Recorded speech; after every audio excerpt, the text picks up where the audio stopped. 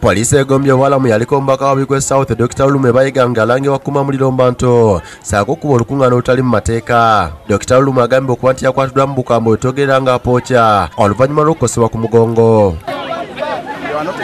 Ono bamukwatidde ng'ogwe kugombola ne bamuvuga n'atwalibwa ku poliisi y'e Lugazi ng'eno gye bamugye ne bamuyita mu ddwaliro lya poliisi erya Ilan Uganda Hospital Naggulo.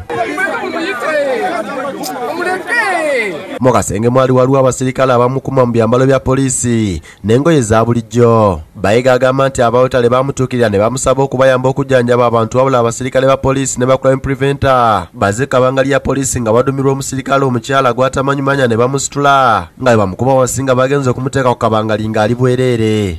Omulimu ogw'okujjanjaba abakadde gwabadde gutandise nga tulira n'essaala abakulembeze b'eddiini babadde batuuse ne bajja ne babuuza lwaki mulina iligo camp. Nembuga badani abatestes babali nimbatwala eri waba Rotarians.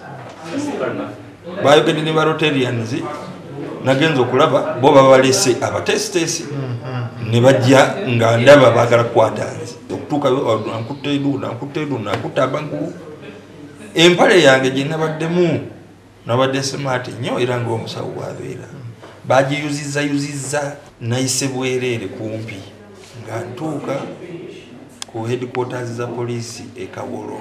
Agamba nti bamuvuze ku kabangali era yagenze okutuuka ku poliisi e Lugazi ng'ali mu bulumi.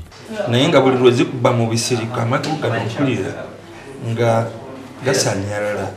Kale ng'omusawo mmanyi nti enkizi bwe banga efunye obuvune kireetera amagulu gano okusajja era nembeera ku kabiga akazibu. Ssenkagala w'ekibiina ky'ebyobufuzi ekya Democratic Party Norbert Mao ne bannakibiina abalala bagenze okulaba Lulume kyokka abasirikale basoose kubagaana okutuusa lwe basituse ku mpaka ne bagenda mu kasenge wali mu kufunira obujjanjabi. Mao agambye nti Lulume talina musango kyokka nga byampalana z'attaka ne minisita w'abavubuka Ronald Kibuule ng'amulumiriza nti yaviiriddeko okumukwata ne bamuswazaswaza bw'atyo mu bantu. Dr. Lulume talina musango gwonna bwe yazizza wabula minisita Ronald Kibuule yali mabega wa bino byonna olw'okubanga Dr. Lulume yakuŋŋaanya abantu ne bamulemesa omupango gwe ogw'okubagoba ku ttaka lyabwe bo balyedize basobole okusima omusenyu. Okusooka abantu ab'enjawulo bamulambudde ku poliisi e Lugazi gy'abadde akuumirwa era baliko bye balambuludde. Kati bwe twagenzeeyo twatuuse tutandise okujjanjaba abantu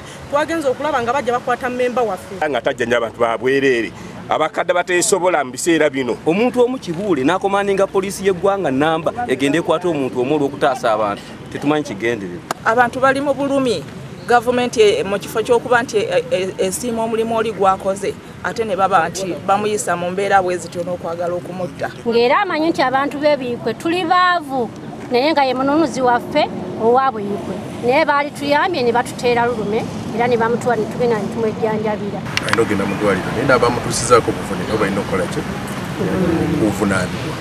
He also resisted arrest and number 3 he was involving himself in illegal assembly. The police did not have the knowledge. Sulaiman Mutebi ne David Musika lyankola bakusakidde eggulye lino ku Lwabukedde TV.